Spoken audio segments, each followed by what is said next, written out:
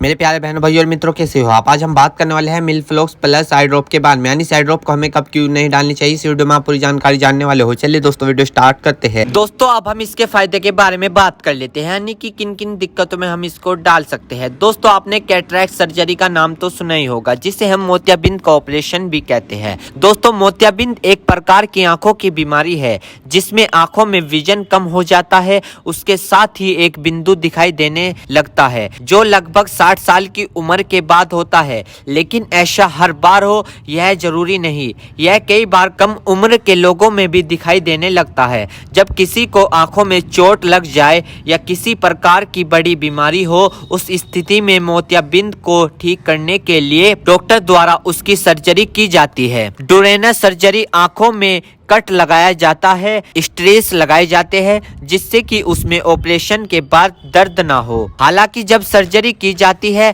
तो सुन्न करने की दवाई भी उसमें डाली जाती है। तो सर्जरी करते समय तथा कुछ समय तक दर्द नहीं रहता, लेकिन जब इस दवा असर खत्म हो जाता है तो आंखों में तेज दर्द होना, सूजन आना, लालपन होना, कुछ इस तरह की अन्य प्रकार की समस्या होती है और इसको ठीक करने के लिए ये ड्रॉप दी जाती है। यानी कि अगर आपको ये दिक्कत होती है तो इन सभी को ठीक करने के लिए ये आई ड्रॉप डॉक्टर द्वारा दी जाती है। साथ ही मोलुकुल ओडेमा नाम की बीमारी है जो आंखों का पिछला एरिया है उसमें सूजन आ जाती है, जिसे डॉक्टर मोकुलर ओडेमा कहते हैं। और यह ज्यादातर मोतियाबिंद का ऑपरेशन डायबिटीज पेशेंट में किया जाता है, उसमें यह देखा जाता है और इस स्थिति में मरीज का विजन भी जा सकता है। तो उसको रिस्क कम करने के लिए डायबिटीज पेशेंट तथा अन्य मरीज को यह दवा ऑपरेशन के बाद लगातार डालने के लिए भी दी जाती है। यदि आपको डॉक्टर यह आई ड्रॉप लगातार डालने के लिए दे रहा है और आप इसको डाल नहीं रहे हो तो आपकी बीनाई भी जा सकती है, यानी कि आप अंधे भी हो सकते हो। तो जैसा डॉक्टर कहे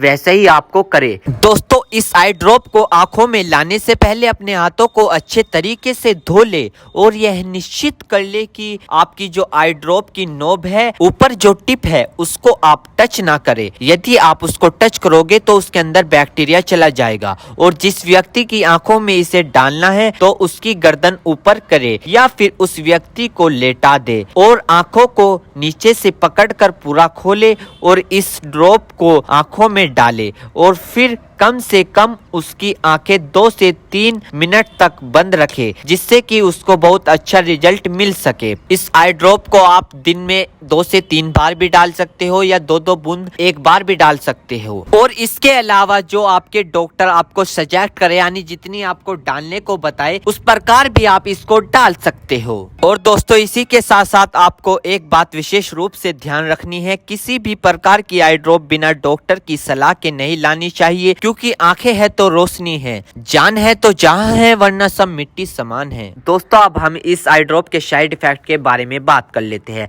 वैसे तो इसके कुछ खासकर साइड इफेक्ट नहीं है, फिर भी सामान्य तौर पर कुछ ऐसे साइड इफेक्ट देखने को मिल सकते हैं, जैसे कि आंखों में जलन आ सकती है, एकदम से सूखापन आ सकता है, चिपचिपी आपकी आंखें हो सकती है, सर दर्द हो सकता है, नोजिया हो सकती है यानी कि नजला हो सकता है, लाइट की सेंसिटिविटी होना, यानी कि जब आप लाइट के सामने जाओगे तो आपकी आंखों पर जोर पड़ सकता है, आंखों में बार बार पानी आ सकता है। तो दोस्तों ये कुछ इसके साइड इफेक्ट है। वैसे ये साइड इफेक्ट सभी को देखने को नहीं मिलते, कुछ कुछ लोगों में देखने को मिलते हैं। यदि आप इस आई ड्रॉप का यूज कर चुके हैं और आपको साइड इफेक्ट दिखा है तो घबराए नहीं, तुरंत इस आई ड्रॉप को डालना बंद कर दे और अपने डॉक्टर से संपर्क करें। उम्मीद करता हूँ दोस्तों अब आप समझ गए हो।